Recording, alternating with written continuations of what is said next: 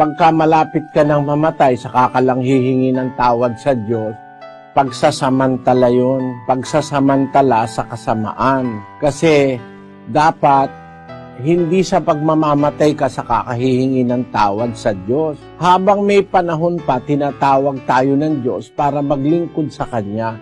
Hindi yung pagmamamatay ka na lang. Meron kasi mga tao, alam nila na mayroong Diyos, mayroong totoo, mayroong dapat silang gawin. Hindi nila ginagawa, inuuna nila yung gumawa ng kasalanan, tapos pag mamamatay na, saka sila tatawag sa Diyos. Ang sagot ng Diyos, yung nasa Kawikaan 1:24, kapatid na Daniel.